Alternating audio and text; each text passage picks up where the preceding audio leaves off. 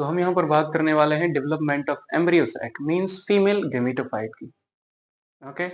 अगर आपने इससे पहले मेगास्पोरोजेनेसिस और माइक्रोस्पोरोजेनेसिस के प्रोसेस को नहीं समझा है, तो आपको समझने की पहली जरूरत है। इससे पहले आपको वो देखना ही पड़ेगा।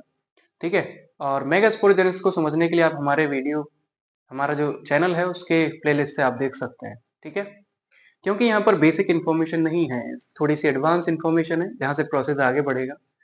तो हम बात कर रहे हैं मेगास्पोरोजेनेसिस के टाइम पर जो न्यूसेलस रहता है, न्यूसेलस की जो हाइपोडर्मल लेयर होती है वो अपने शेप को बढ़ाने लग जाती है, उसका आकार थोड़ा बढ़ने लग जाता है। उसी सेल को हम बोलते हैं आर्कीस्पोरियल सेल। ठीक है। बुक में प्राइमरी आर्कीस्पोरियल सेल लिखा होगा, लेकिन आप कंसीडर कर सकते हैं आर्कीस्पोरियल सेल बनती है। ठीक है, क्योंकि शेप बढ़ती है। तो आर्कीस्पोरियल सेल में आगे एक पेरिक्लाइनल डिवीजन होता है। पेरिक्लाइनल डिवीजन समझते हैं ना, मीन सेल को टू पार्ट्स में डिवाइड कर देना। जैसे ये सेल थी, इसको दो लेयर में डिवाइड कर देना, तो लेयरी डिवीजन को बोलते हैं पेरिक्लाइनल डिवीजन, है ना। और वहीं पर सेल को दो भागों में डिवाइड कर देना, वो एंटीक्लाइनल हो जाता है। ठीक है, ये पता रहना चाहिए। तो इसमें पेरिक्लाइनल डिवीजन होता है जिससे दो लेयर बन जाती है। एक होती है आपकी cell primary parietal cell, second रहता है आपका प्राइमरी स्पोरोजिनस सेल। अब इस प्राइमरी पैरेटल सेल में या तो एक डिवीजन होता है या फिर दूसरा डिवीजन होता है, दो डिवीजन होते हैं, या फिर बिना डिवीजन के भी ये एग्जिस्ट करती है। यहाँ पर स्पोरोजिनस सेल में, प्राइमरी स्पोरोजिनस सेल में फर्दर कोई भी डिवीजन नहीं होता। ओके। सो अब यहाँ पर क्या कर रही होती है sporogenous cell, now acts as a megaspore mother cell. तो यहाँ पर मेगा जो स्पोरोजिनस सेल है वो मेगास्पोर मदर सेल की तरह से काम करने लग जाती है। ठीक है। देखो पैरेटल सेल ने दो सेल बना ली, यहाँ पर दो न्यूक्लियस में बट गया। अब जो ये स्पोरोजिनस सेल है ये मेगास्पोर मदर सेल की तरह से काम करने लगी है। अब इसी मेगास्पोर मदर सेल में एक मियोसिस होता है, मियोसिस डिवीजन, फर्दर एक सिंपल माइटोसिस डिवीजन होता है, जिसके थ्रू ये four megaspore, haploid megaspore spores बना लेती है टेट्राड फॉर्म में। ठीक है। ये जो प्रेजेंट है ये कैसे अरेंजमेंट में है, ये बिल्कुल लीनियर टेट्राड फॉर्म में आपके मेगास्पोर बन जाते हैं। कब हुआ था ये, जब एक माइटोसिस और एक सिंपल माइटोसिस डिवीजन के बाद में जो मेगास्पोर मदर सेल है ये फोर हैप्लॉइड आपके मेगास्पोर्स को फॉर्म कर देती है। ओके, जिनको हम लीनियर टेट्राड मेगास्पोर्स बोल रहे हैं। अब कभी कभी ऐसा भी होता है कि ये मेगास्पोर जरूरी नहीं है कि लीनियर शेप में ही क्या अरेंजमेंट रहे, कभी कभी टी शेप में भी इनका क्या हो जाता है, फॉर्मेशन हो जाता है। अब आपको पता होगा टी शेप का टेट्राहेड्रल कहां पर प्रेजेंट रहता है, एरिस्टोलोशिया एलिगेंस, ये प्लांट है तो वहां पर प्रेजेंट रहता है। आपको नेम भी ध्यान रहना चाहिए। तो ये चार मेगास्पोर है। ठीक है। अब इनमें से सिर्फ एक ही मेगास्पोर क्या रहता है, फंक्शनल होता है, काम करने वाला सिर्फ एक ही मेगास्पोर है। बाकी तीन मेगास्पोर डिजनरेट हो जाएंगे, नष्ट हो जाएंगे, डिस्ट्रॉय हो जाएंगे। ठीक है। और फंक्शनल मेगास्पोर कौन सा होगा, क्वेश्चन ये बनता है। तो फंक्शनल मेगास्पोर वही होता है जो चलाजल एंड की तरफ प्रेजेंट रहता है, चलाजल एंड की तरफ। ठीक है, चलाजल एंड की तरफ जो मेगास्पोर आएगा वही फंक्शनल मेगास्पोर होता है। ठीक है। और कभी कभी क्या होता है कि कभी ऊपर से भी कोई मेगास्पोर आके चलाजल एंड की तरफ आ जाता है, तो ये भी जरूरी नहीं है। ठीक है। तो लेकिन मान लीजिए इंफॉर्मेशन ये है कि आपको जो चलाजा एंड की तरफ मेगास्पोर होता है वही फंक्शनल मेगास्पोर कहलाता है। ठीक है। अब देखो, तो ये जो मेगास्पोर है, ये जो चलाजा एंड की तरफ है, नीचे वाला चलाजा एंड, ऊपर वाला माइक्रोपाइलर एंड, लिख लेना।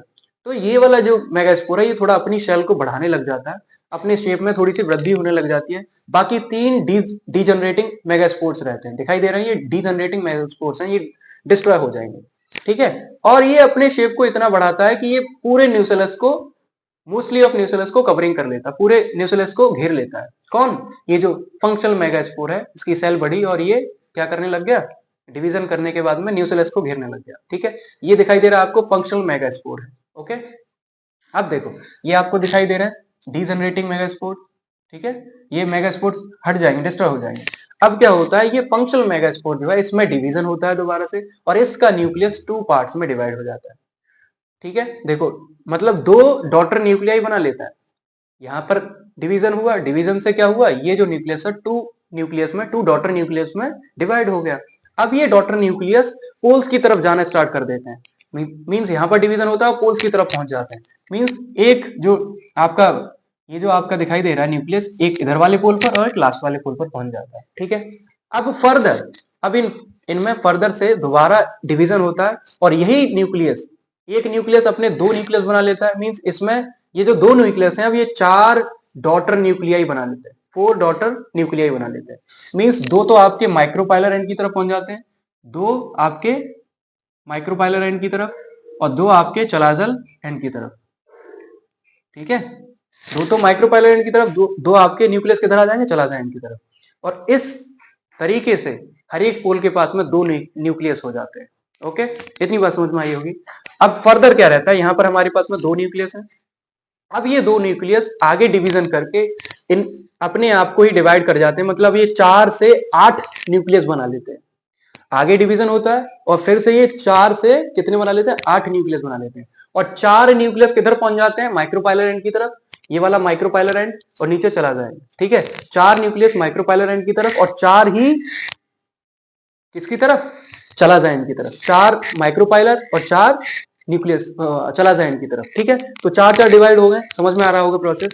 अब फर्दर क्या रहता है, एक माइक्रोपाइलर एंड की तरफ से और एक चलाजा एंड की तरफ से न्यूक्लियस एम्ब्रियो सेट के बिल्कुल मिडिल में आ जाते हैं, एम्ब्रियो सेट के बिल्कुल मिडिल में आ जाते हैं, जिनको हम पोलर न्यूक्लियाई बोलते हैं। ये पोलर न्यूक्लियाई सेकेंडरी न्यूक्लियस बना लेते हैं, सेकेंडरी न्यूक्लियस बना लेते हैं, या फिर इसको हम बोलते हैं क्या, डेफिनेट न्यूक्लियस, इसको बोलते हैं सेकेंडरी न्यूक्लियस या फिर सेकेंडरी न्यूक्लियस या फिर डेफिनेट न्यूक्लियस बोलते हैं, डेफिनेट न्यूक्लियस। तो लिख लेना, ये डेफिनेट न्यूक्लियस बनाते हैं। ठीक है, मींस हुआ क्या था कि 4 हमारे पास में क्या थे, न्यूक्लियाई थे। 4 न्यूक्लियाई एक माइक्रोपाइलर एंड की तरफ थे और 4 ही चलाजा एंड की तरफ थे। उन चारों में से एक चलाजा की तरफ, एक माइक्रोपाइलर एंड की तरफ से, एक चलाजा की तरफ से वो चलना स्टार्ट करते हैं, मूव करना स्टार्ट करते हैं और कहां पर पहुंच जाते हैं, बिल्कुल एम्ब्रियो सेट के बीच में, जिनको हम पोलर न्यूक्लियाई बोलते हैं, जो सेकेंडरी न्यूक्लियस या फिर डेफिनेट न्यूक्लियस बनाते हैं। इतना प्रोसेस समझ में आया। ठीक है, अब नेक्स्ट देखो, अब 3 हमारे पास में न्यूक्लियस बचे हैं, किसकी तरफ, माइक्रोपाइलर एंड की तरफ। 3 किधर बचे, आपके माइक्रोपाइलर एंड की तरफ, जो फॉर्म करते हैं एग एपेरेटस को। किसको फॉर्म करते हैं, एग एपेरेटस को। और जो 3 नीचे बचे हैं वो बनाते हैं एंटीपोडल सेल। ठीक है, अब ये एग एपेरेटस सेल में सबसे बड़ी जो सेल रहती है उसको बोलते हैं हम एग सेल। इसको क्या बोलते हैं, एग सेल। सबसे बड़ी जो सेल रहती है उसको एग सेल बोलते हैं। एग सेल के पास में 2 सिनर्जिड सेल्स होती हैं, जिनको हम हेल्पिंग सेल बोलती हैं, है ना, क्या बोलते हैं, सिनर्जिड्स को हेल्पिंग सेल बोल देते हैं। अब ये सिनर्जिड सेल करती क्या है, इनका फंक्शन क्या रहता है, इनका फंक्शन रहता है, सिनर्जिड सेल फर्टिलाइजेशन के टाइम पर जो पॉलन ट्यूब होता है उसको डायरेक्शन देने का प्रदान करती है। डायरेक्शन मतलब उनको डायरेक्ट करती हैं कि तुम्हें फर्टिलाइज क्या करना है। ठीक है, तो इन्हें हेल्पिंग सेल बोलते हैं, सिनर्जी सेल्स को। अब क्या हुआ, नेक्स्ट आपको एंटीपोडल सेल दिखाई दे रही है। ये एंटीपोडल सेल क्या करती है, इनका कुछ ज्यादा फंक्शन नहीं रहता, इनका कोई ज्यादा बड़ा कार्य नहीं रहता, ये कुछ टाइम बाद में डिस्ट्रॉय हो जाती है, कुछ टाइम बाद में ये डिस्ट्रॉय हो जाती है। और जो ये पूरा एम्ब्रियो सैक है, ये पूरा एम्ब्रियो सैक डिपेंड किस पर रहता है अपने न्यूट्रिशन के लिए, न्यूसेलस पर ही डिपेंड रहता है। ओके, ये इंफॉर्मेशन थी आपकी किससे, डेवलपमेंट ऑफ एम्ब्रियो सैक, कैसे एम्ब्रियो सैक बना, ये हमारे पास में कंप्लीट एम्ब्रियो सैक बन चुका है। ओके, आई बात समझ में। नेक्स्ट आपका फर्दर आगे जाके मेल गैमीट कैसे फ्यूज करते हैं वो आगे प्रोसेस है, वो आपको देखना पड़ेगा वीडियो में। इससे रिलेटेड आप समझ लीजिए कि एम्ब्रियो सैक के टाइप कितने रहते हैं, मतलब टाइप्स ऑफ एम्ब्रियो सैक समझ लीजिए। ठीक है, ये प्रोसेस बिल्कुल सिंपल है, आप बिल्कुल इजी तरीके से इसको समझ सकते हैं, कुछ ज्यादा डिफिकल्टी नहीं है इसमें। ठीक है, अब देखो माइक्रोस्पोर जो आपके एम्ब्रियो सैक हैं वो आपके कितने टाइप के हैं, 3 टाइप्स के हैं, monosporic embryo sac, bisporic embryo sac, tetrasporic embryo sac. ठीक है, मोनोस्पोरिक का मतलब है ऐसा एम्ब्रियो सैक जो एक ही सिंगल मेगास्पोर से बनता हो, सिंगल मेगास्पोर से बनता हो। इमेजिन बता देंगे अभी, इसके जो न्यूक्लियस रहते हैं वो सभी जेनेटिकली सेम रहते हैं, बिल्कुल सिमिलर। कैसे रहते हैं, जेनेटिकली सेम रहते हैं।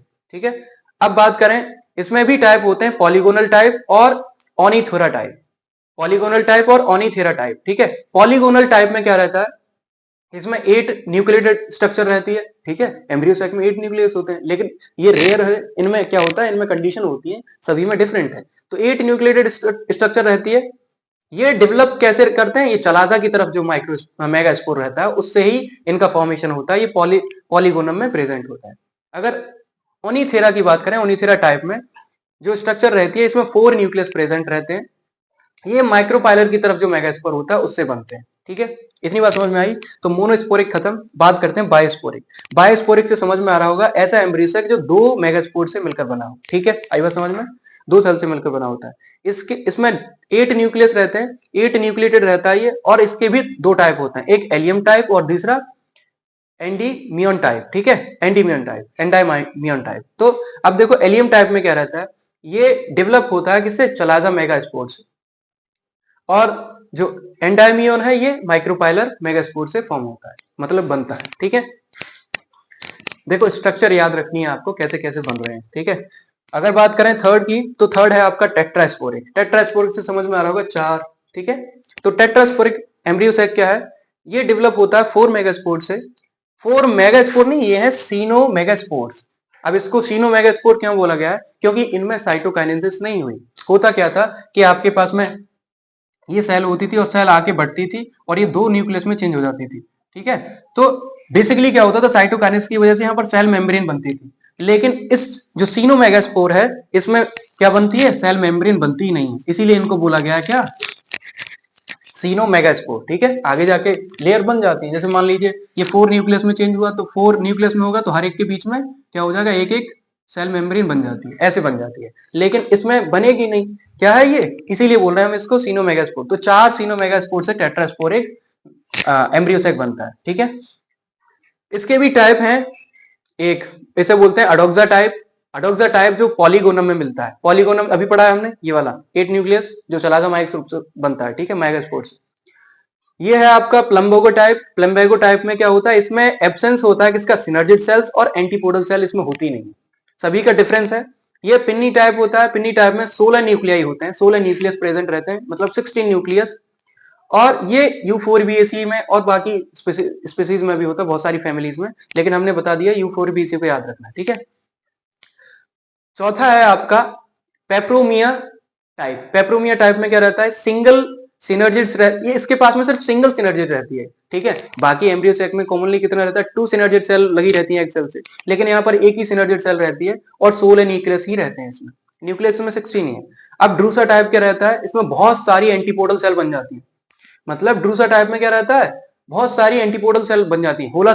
होता कितने का है ये, 16 न्यूक्लियस ही रहते हैं। कम से कम 12 एंटीपोडल सेल किधर पहुंच जाती है, देखो यहां पर हमने पढ़ा था ना, एरी एंटीपोडल सेल। ठीक है, तो चलाजा एंड की तरफ में कम से कम 11-12 जो एंटीपोडल सेल है वो एक तरफ बन जाती है। तो ये टाइप है आपका ड्रूसा टाइप। ठीक है, इसे याद रखना। इसके अलावा 2 और हैं आपके, फ्राइटिलेरिया और प्लम्बागेला टाइप। ठीक है, फ्राइटिलेरिया टाइप में क्या रहता है कि सेंट्रल सेल, जो सेंट्रल सेल है बीच में ये पोलर न्यूक्लियाई बने, यहाँ पर 2 न्यूक्लियस ना आके यहाँ पर एक तो ट्रिप्लॉइड न्यूक्लियस आता है और एक हैप्लॉइड न्यूक्लियस। तो इसका मतलब ये टेट्रा न्यूक्लियस बना लेता है बीच में, सेंटर में। तो यही इसकी विशेषता है बीच में फ्राइटिलेरिया टाइप की। ठीक है, और प्लम्बागेला की टाइप की, इसका मतलब क्या है, इसमें सिनर्जिड्स नहीं होती हैं, नो सिनर्जिड्स, और ये फ्राइटिलेरिया टाइप ही रहता है बाद में। ठीक है, सिनर्जिड्स नहीं होता, इतना डिफरेंस रहता है। ओके, तो ये आपका लेक्चर था एम्ब्रियो सेक्स से रिलेटेड। ठीक है, तो एम्ब्रियो सेक्स का डेवलपमेंट कैसे हुआ है एंड ये आपके फॉर्मेशन कैसे हुआ है। ठीक है, इनमें थोड़ा ना थोड़ा आपका डिफरेंस तो है।